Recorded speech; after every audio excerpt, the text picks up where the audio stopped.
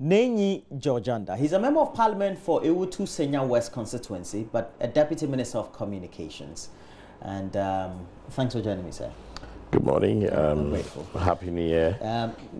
Happy New Year to your viewers and your crew.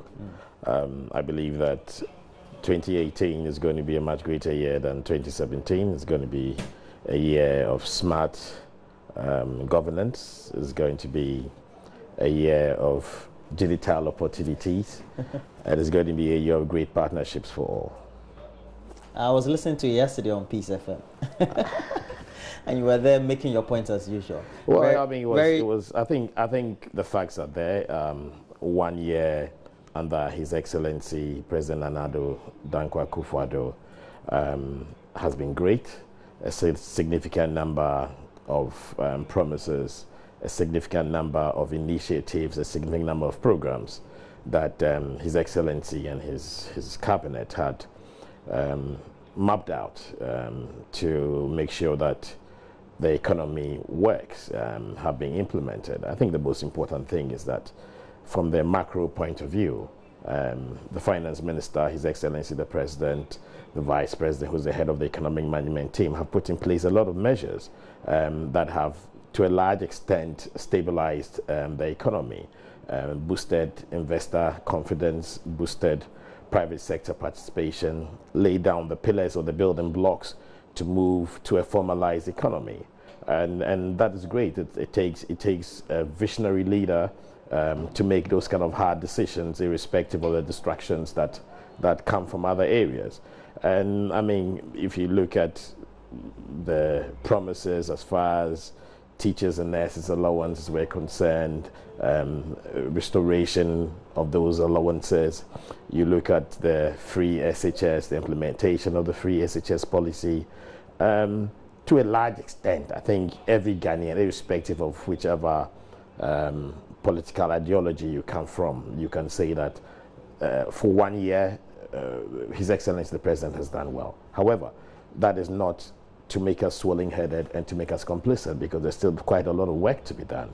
And there are a few things that I would call misses, and we could have avoided, and that would have been really crucial. So, for example, the bit about the vigilantism, it's something that if we could erase that, that would be great. The bit about improving on the sanitation, we need to do a bit more in that area. But to a large extent, I think that Ghanaians would appreciate the efforts and the results that have been achieved so far. It's the first year.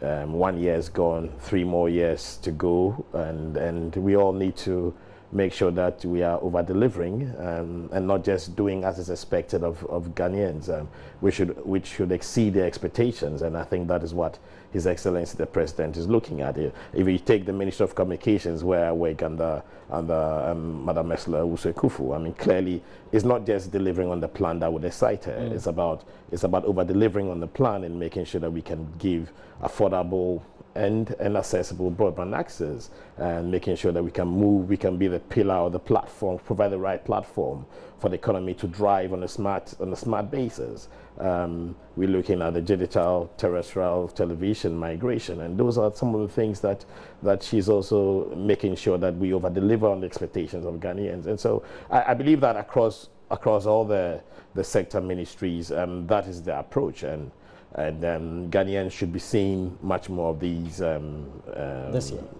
Yes. Well, thank you very much. And that's where we invite into the discussions Mohammed Abdulaziz. He's a member of parliament for Myong, and he will be joining us. But we have to take a break, and then when we come back, he'll be joining us.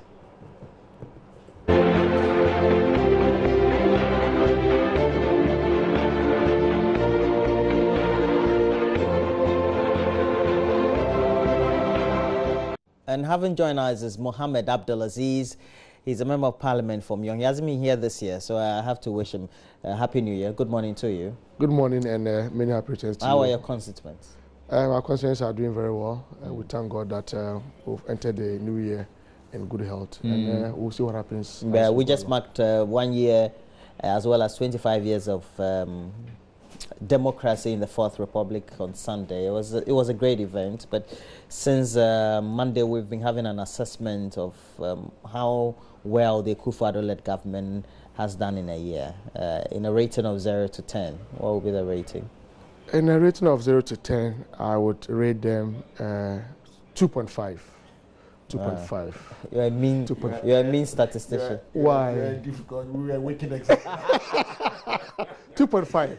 Why? What do you think? What do you think? The marking scheme that he's using, the questions that the answer that he has is not. So it reflects the answers that the student has submitted. You are your own examination body then. Yes. What do you think will be, in your estimation and observation, the plus and the minuses? I mean, just concisely. Well, the pluses, we have lived together as a country, at least under the 1 year of President Akufo-Addo.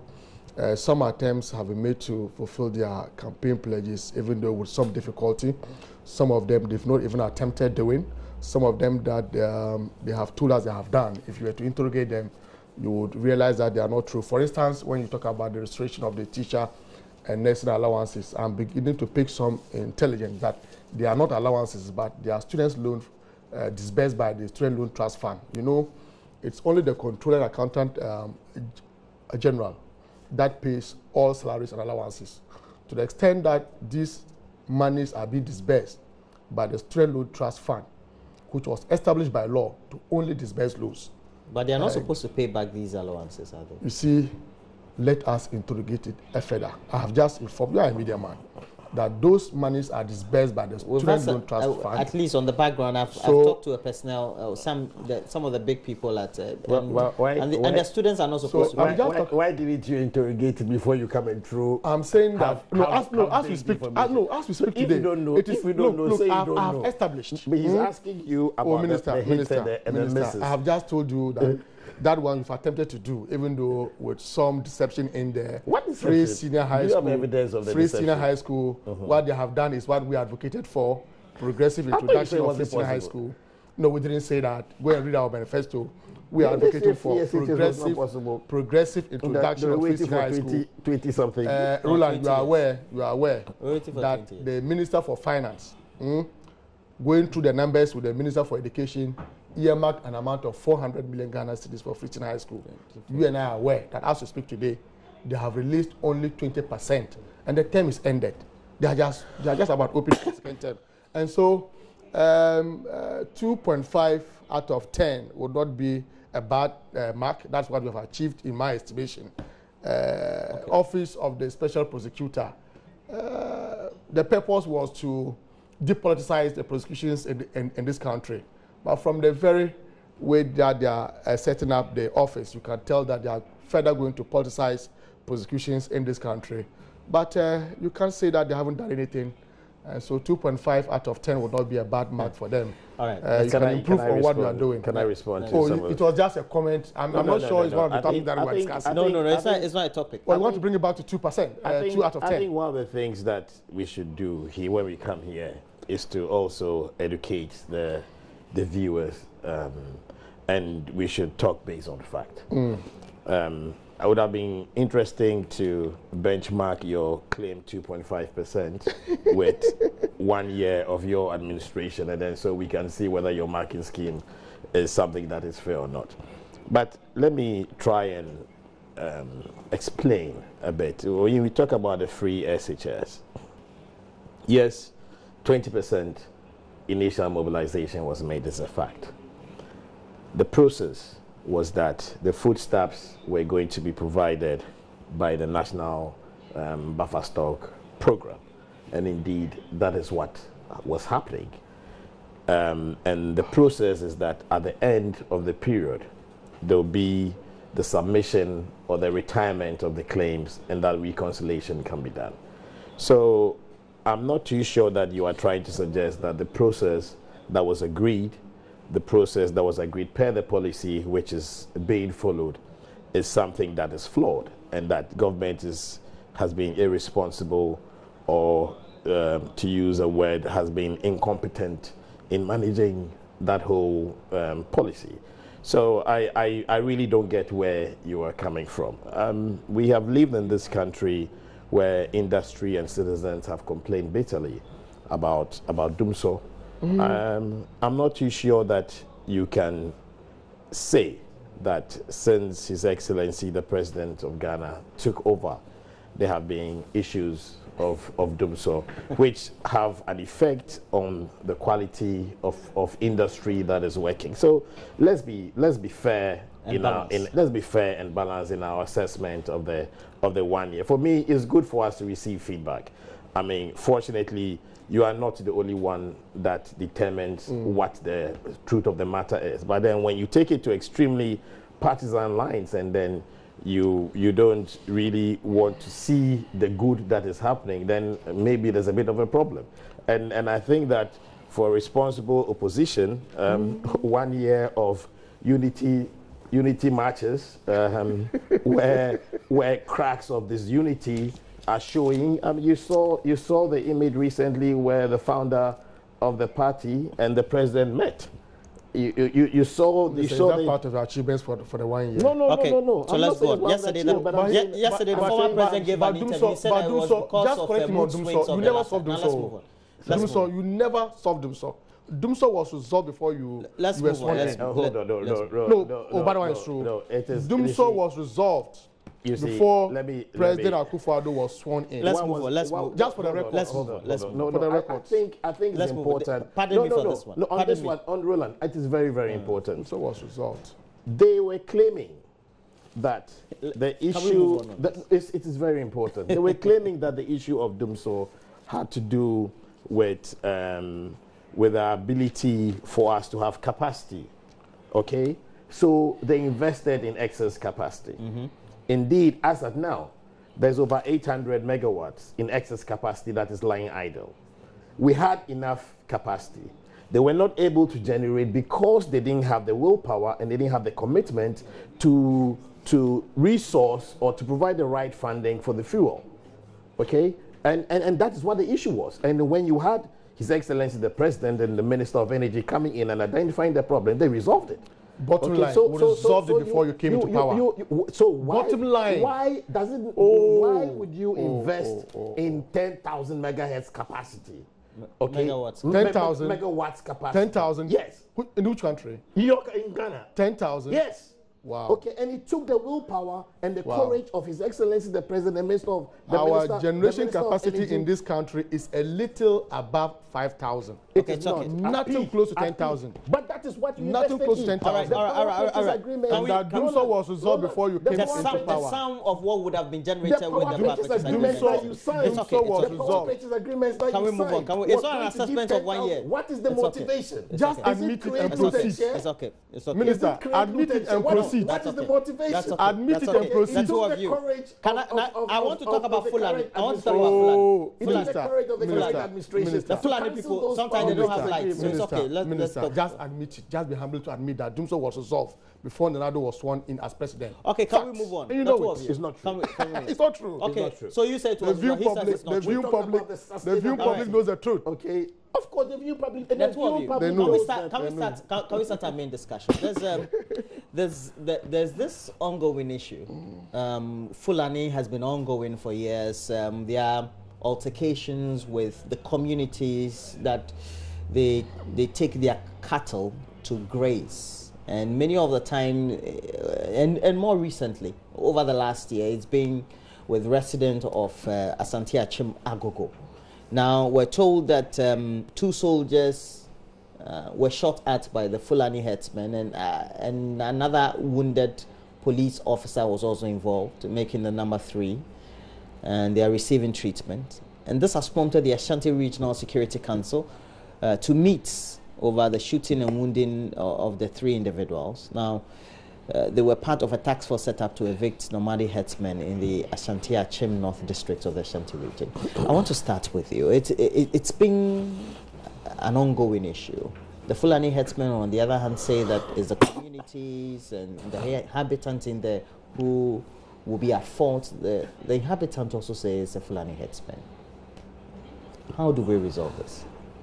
Okay, thanks, Roland. I think for me, I have a fundamental concern, which is the tagging of the activities of migrant herdsmen as Fulani initiated. I think that for me sets the wrong tone for any form of discussion, because there are Fulanis that are extremely responsible and contributing significantly to the economy of Ghana. There are also some of these Fulani, some of these herdsmen that are applying their trade with the law, and they are not foul of the law. So there may be a number of them that are in breach of the law, that are causing issues in the community. And I think that that is where the focus should be. Like you have said, over a number of years, historically, these issues have been prevalent. They have been court cases, they have been community attacking these migrant herdsmen, they have been the herdsmen attacking the community. And so it is very important that we understand what the underlying factors are. Some people would say that indeed these herdsmen are just acting as herdsmen, and that they have strong people behind them who own the cattle. But you cannot also negate the fact that the community are having their farms destroyed, they are having their women raped, they are having their men attacked in the farms. And it was expected that the task force that was in place would sort of settle things. I believe that we cannot sit here and say that nothing has happened, but once there's a news item and once there's a report of these attacks, then it sort of raises the issue again. It would take strong courage and commitment to make sure that we allow the laws to work. I mean, if it's a community that are attacking these these herdsmen without provocation, then those individuals must be brought to book. But I know that there are plans. I mean, if I read one of those reports where the report looked at what the issue was, and the fact was that some of these cattle come from our neighboring countries where they don't have enough grazing or pasture for grazing. And there's the potential in Ghana for us to create these pastures and then formalize the arrangements where over a period of time these cattle from our neighboring countries can come and be restricted in a particular area, and we can derive economic benefit out of it. So I think that it's a matter of looking at those plans again. It's a matter of sitting down with the leadership of the two feuding sides and empowering the task force and the military and the security agencies to make sure that the law works. And I think all of us as citizens, we shouldn't pin this down on Funalis per se, because for me I think that is a wrong approach. I have some very good friends that are Fulanis, and I'm not sure that they enjoy being tagged as destroying the economy. I mean, the second lady is a Fulani, okay, and you can see what she's doing for Ghana. So I think that we should look at it in a slightly different way. Let us tackle the issue and let us empower the security force. Let us create the opportunities where we can derive some economic benefits from a controlled way of having these cattle coming into the country and then grazing on. I mean, we can even within a dedicated area. We can plant some nutritious fodder, and it was something that will deliver significant economic benefits to the country. So I think that we should go through the report and look at some of these things again. But I mean, that said, it's unfortunate that people are losing their lives, people are losing property. My condolences to those that are being affected. My concerns also go to the security forces, the members of the task force that are being attacked. It is unnecessary. They are there to ensure peace and order, and we should respect that. Well, on the issue of the herdsmen have been with us for a very long time. You can compare it to what we are today dealing with as galamseyers. You know, these activities threatens our ecosystem. We must be interested in fighting them. We must do that at all times. You remember there was this operation called Operation Cowlick that was instituted just to deal with the issue of the herdsmen and the activities. Like the Deputy Minister rightly mentioned, we should not just tag them as Fulani herdsmen. After all, some of the activities that they do, some of the cattle that they take care of, belongs to Ghanaians. There are very prominent Ghanaians who owns them and yet are not able to take care of them themselves. And so they are given out to people who have the capacity to take care of them. So we must not just tag them as people from the Fulani tribal group. That would not be fair. But I think that we should work harder than we are doing now to be able to deal with it. Operation Cowlick, I don't know how successful that has been. You know, recently in dealing with the issue of the galamseyers too, we launched what they call the Operation Vanguard. We are very good at churning out some of these slogans, and yet we are unable to achieve much with it. What I think we should do as a country is to engage our security forces to find out a lasting way of dealing with those issues. Recently, when I went to my constituency, I went to a particular community, Palare Nyanto, on the Pabia Road. And the residents were complaining that the cattle had come to destroy their water bodies. And look, in some communities, what they do is to accept them. The cattle can go around and graze. They can go and destroy their water bodies. And yet they charge them for those activities. And so you don't charge someone for an activity that is hurting your very survival. And so we must also sensitize our local communities, you know, to engage them. You don't charge them to give you a cow or two when indeed you know very well that they are destroying your water bodies and that the ecosystem is being destroyed. And so we must not just look at it at the national level, we must also sensitize the local residents and find a lasting solution to that issue. Not just the issue of the herdsmen, but also the issue of galamsey. That is threatening the entire ecosystem of our country and threatening our very survival as people. If we have to take a critical look at the way perhaps we undertake the trade of looking after cattle or perhaps rearing cattle in Brazil, and this one I was just looking at the number of stories and YouTube videos. They are confined. They are in husbandry. So you develop a chain of feeding industry for them, etc. Can we move to that level then, or we haven't gotten there yet? So we have to then confront with this. No, I think that there are two separate things. Okay. I mean, what you're talking about is an internal program, okay? But here we are dealing with migrant herdsmen. Yes. So yes. Naturally, they move from one country to other. They follow the grazing channel, okay? The so greenery. Yes. So what I was saying was that the catchment period where we know that they are in Ghana. Flow in. Yes, the catchment period where we know that they are in Ghana. Can we develop? We should be able to develop a plan. Certain pastures, okay, that have fodder that is of a higher nutritional value, okay, that have water drinking holes or whatever it is, so that even if we are going to create a local cattle industry, then there's a symbiotic benefit. Okay, but naturally, these people are going to migrate to the country.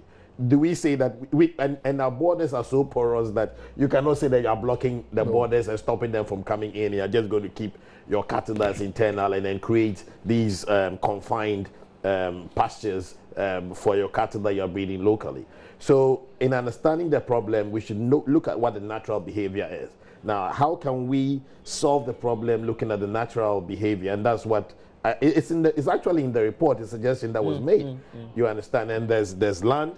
I mean, the Ministry of Agriculture can look at the right nutritional grasses to grow, to make sure that for the period that if it's 2 months, 3 months that these cattle are going to be passing through Ghana, the before and after really shows a big difference, and it can actually create an industry where just by creating the right environment for these cattle to be fattened, for these cattle to have additional nutrition, for these cattle to be well watered and well fed, there's an industry that could be created around there.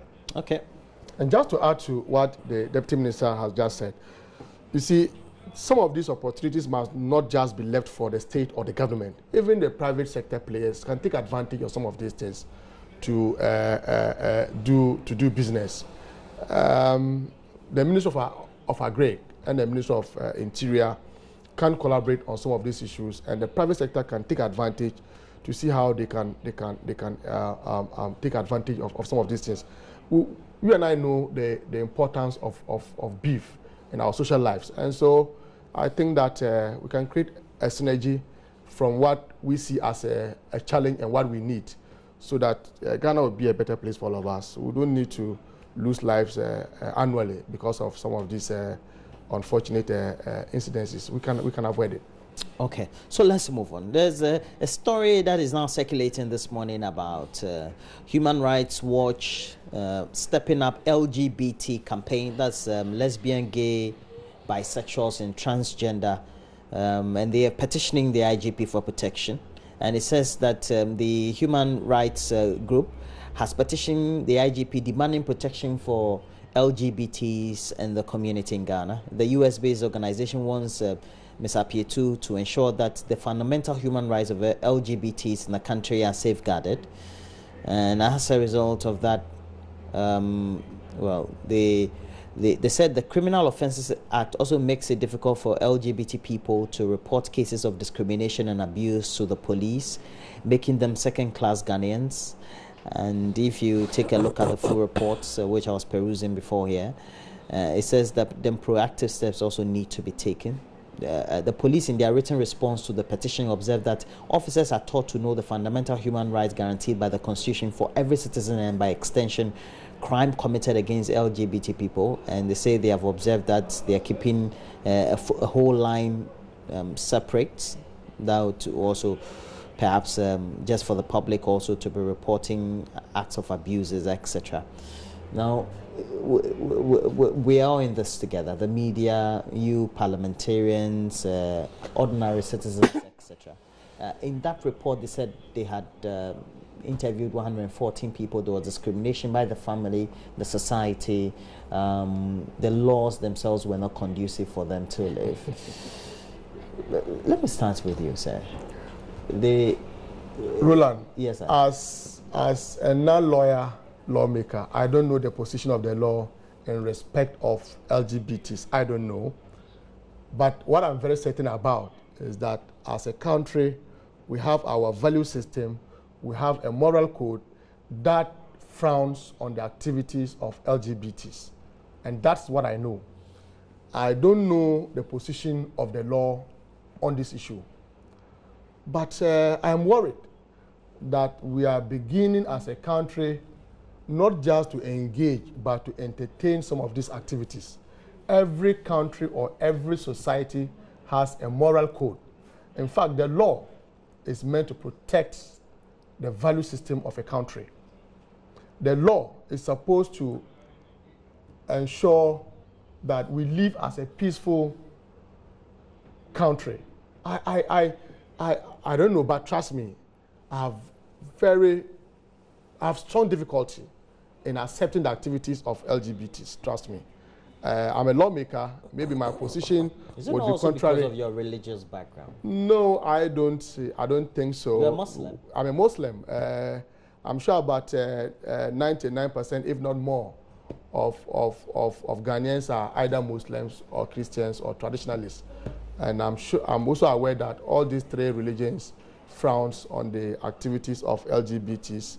And so to the extent that we as a country don't agree to it morally, I think that we should not be entertaining them. I would not advocate for citizens taking the law into their own hands. That's not what I'm advocating for. But I find it difficult to comprehend and accept the activities of LGBTs. Trust me, I can't see it. You can't think far. I can't think far. I can just see my sibling or my daughter engage in that, what I see as ungodly act. No. I see. Nenyi, do we find the police in a catch-22 situation, knowing that they are supposed to be playing the role of the ombudsman, making sure that they have good civil and public civil relations with the public, also making sure that they uphold the fundamental human rights of people, but uphold certain rights or perhaps opinions of people or sexuality of people, which our laws really don't cater for? Is there a catch-22 situation? I think between what you're saying and what my good friend is saying, we know what the challenge is. Yes. There's a value system that we have in Ghana. However, there's also the Constitution, which guarantees the rights to every citizen, irrespective of your religion, etc., etc. So, for example, if somebody is suspected to be a witch or a wizard, and you stone that person, you are infringing on that person's right. The same way, if somebody is suspected to be gay or a lesbian, and you attack and you harm that person, you are infringing on the fundamental human rights of that individual. I believe that His Excellency the President summed this issue up in that recent interview that he gave, I think it was CNN. Al Jazeera, yes. Where he recognized the fact that we have a value system in Ghana, just as my brother has said. However, he said that culture and activities evolve over a period of time. And in the future, it is possible that the discussion will become so topical that it may lead to some debates on this issue. And I think that if from his constituency, if from my constituency, it is such a topical issue that the rights of these individuals are being infringed upon, which as of now, I do not see it as a topical issue. I do not see it as a priority for my constituency. But if it gets to that stage, then it could trigger a debate at the national level. It could trigger a debate in Parliament. But Nini. Hold on.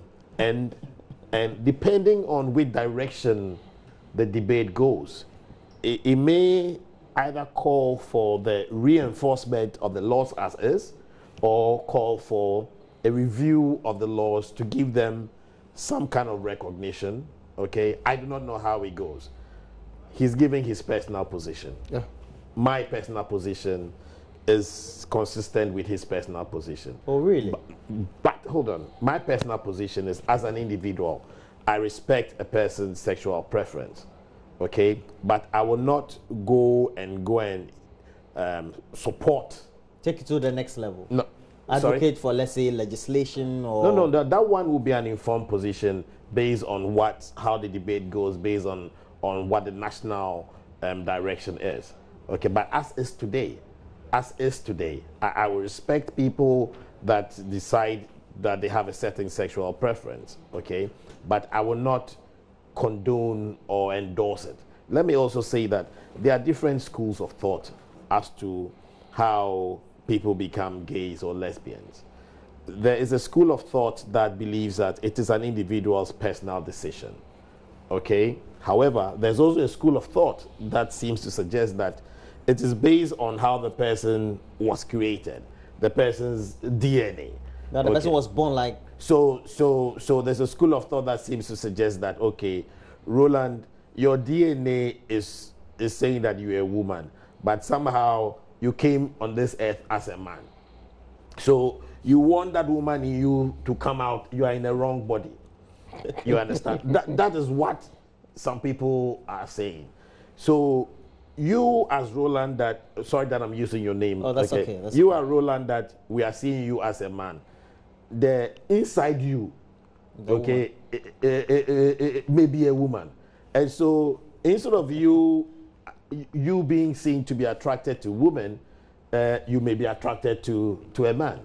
Okay, it's a school of thought. I mean, some people have done some analysis that would seem to suggest that that may be the case. But of course, like we have said, fortunately or unfortunately, depending on which side you sit, there are two of us that are here, and I guess that we're all saying that we believe that the value system in Ghana takes a bigger priority. However, in the event that the debate moves to a national level and becomes something that is topical, something that's important, nothing stops us from reviewing the position, and if need be, if we have to change or reinforce the laws, we'll cross that bridge when we get there. Now, in the report, it says that our laws criminalizes carnal knowledge, unnatural carnal knowledge, and it's in our criminal code, or called the Offences Act, section 1041. Now, if that is what the law says, but the Constitution also says that we need to grant people's fundamental freedoms and rights. And also the Constitution says that there's always the right to associate.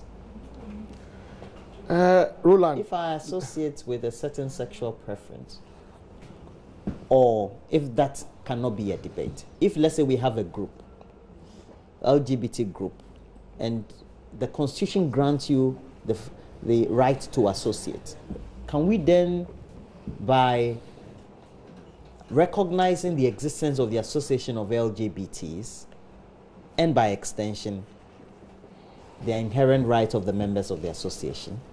You see, Roland, let me also state that the position that I have expressed is my personal position. No, we're talking. I just want to place that on record. And the law that you are referring to, I think that the law is very unclear. With our Minister for Justice and Attorney General and the legal team of government will need to do more, to be more specific. That what?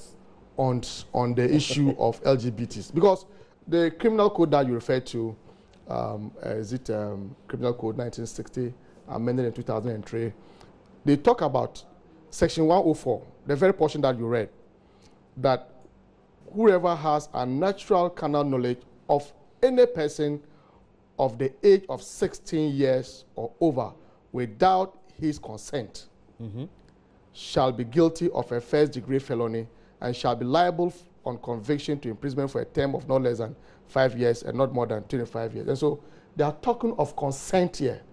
They have introduced that clause of consent. So if you had the consent of the person, does that justify the act? If you go further to B, they are talking of any person of 16 years or over with his consent is guilty of misdemeanor. Is guilty of misdemeanor. And so I think that we need to strengthen the law in this respect. Let the law say what it wants to say. The law should not speculate. You mean the law should not be ambiguous? Exactly. It should be more specific. Let us know. So if you want the specifics or the specificity, what should it be? That the law will frown on homosexuality, if that we because that is unnatural carnal knowledge, and you and I know what the natural carnal knowledge is. And so when they say unnatural carnal knowledge, if we outlaw it, we all know what it means. After all, as adults, we know what the natural carnal knowledge means. But you see, my just to feed in to the minister's submission, what the president said on Al Jazeera, I was worried. I must admit. We're not back to the debate. Yes, no. Okay. I felt he was indirectly calling for some advocacy. When you are asked a question on the activities of LGBT, whether it will be accepted in Ghana, and as part of your response, you say it is bound to happen. You see, culture is dynamic, religion is static. Whatever was captured in Quran and Bible several decades ago, several centuries ago, remains same. Culture is dynamic. And so when you say it is bound to happen, and that there's no strong advocacy for it now, and that if that strong advocacy was to come, it would be considered, juxtapose that one to the answers that were given by late Professor Atta Mills and President John Dramani Mahama. And you would see that on this occasion, our president was being very liberal. And the reason why you're citing this he is... He may have been speaking as a human rights lawyer, as we all know him to be. But he's an embodiment of our state. He must reflect our aspirations. He must reflect the cultural values of our country. In fact, he wasn't speaking as a lawyer or human rights lawyer, but as a president. And so I was worried when he sought to give some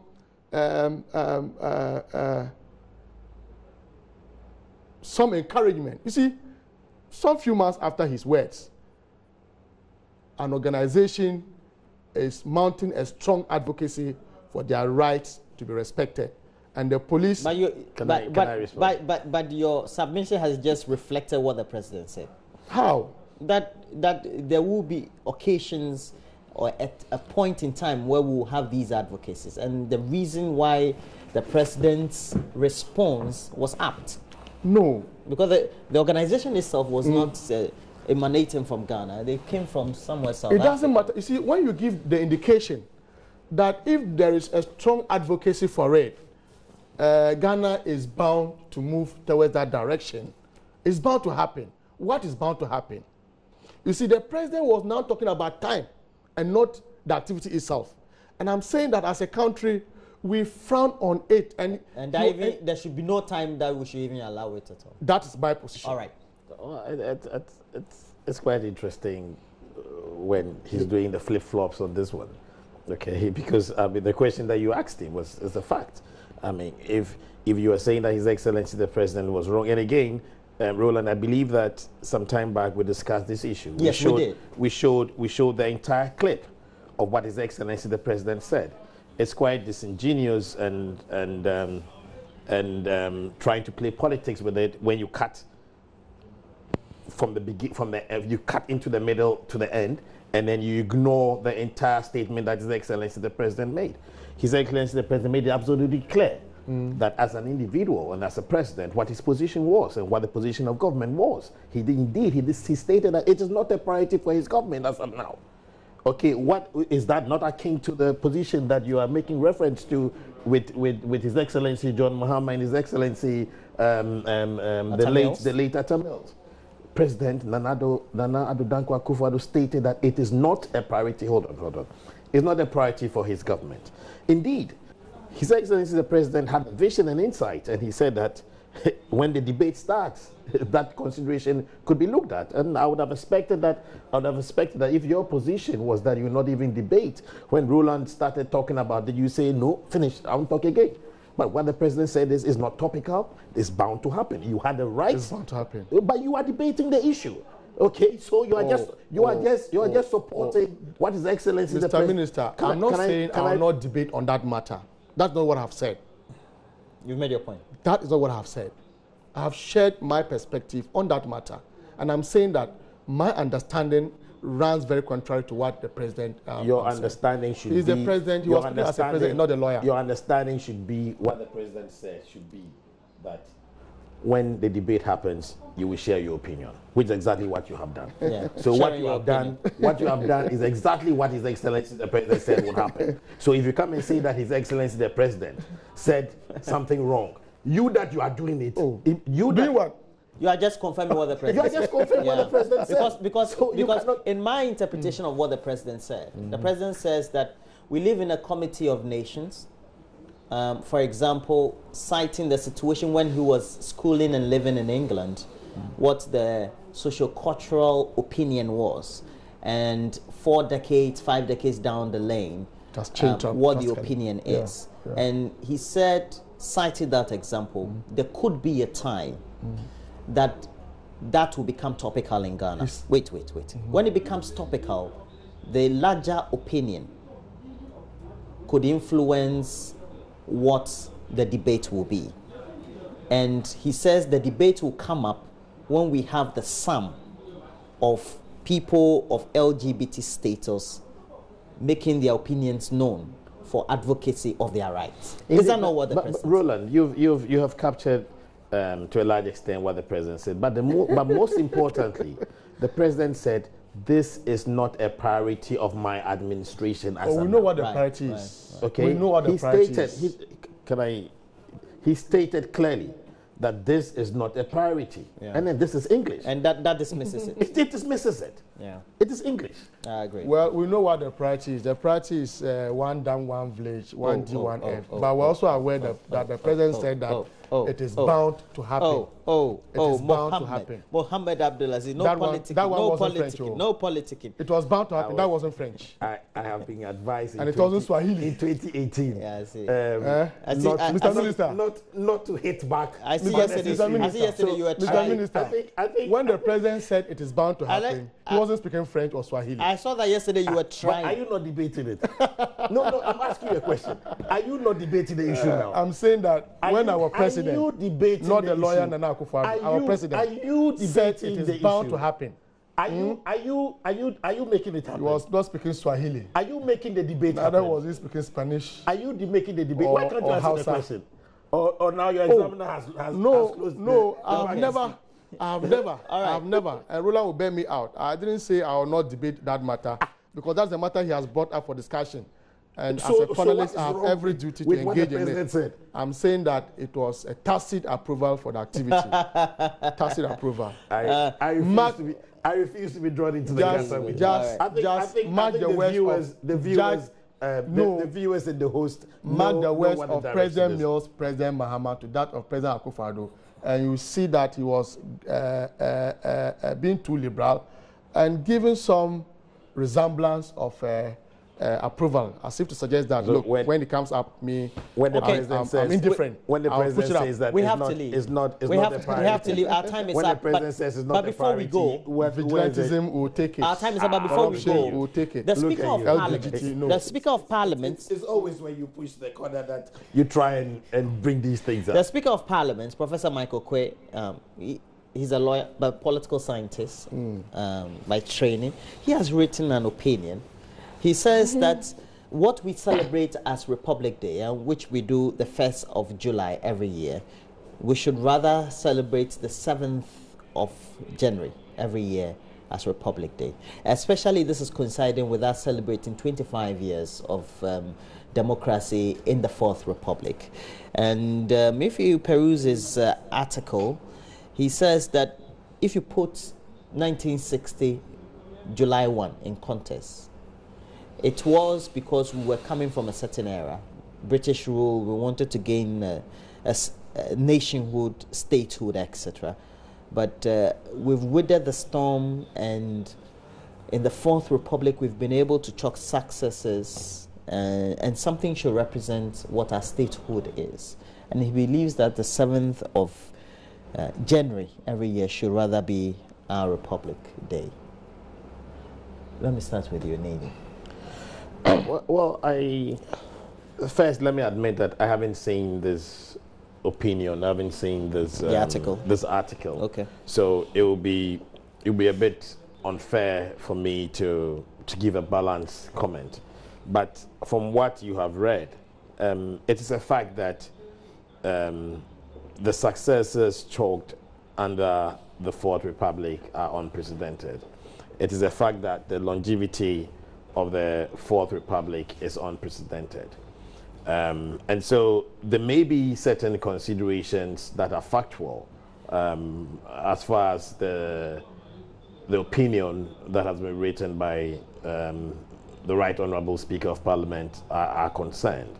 But I'll be doing a lot of disservice to your viewers and to myself if I jump into a discussion that I haven't read the entirety of the report. So I think that just as how we used to do in the past, where you give us an indication of the discussion area, so we prepare and come and give informed opinions. Maybe I should have. Maybe you should have. But I commit to read the opinion, and at the next opportunity that if it's we still have, topical. if it's still topical. No, even if it's not topical, I think that it's fair to you and your viewers that I come back position. and give an informed position. Okay. But for now, I think that there are certain facts that cannot be disputed: the longevity, the achievements that have been chalked, the fact that there is some consistency as far as our governance is concerned, and the fact that there is some sense of pride.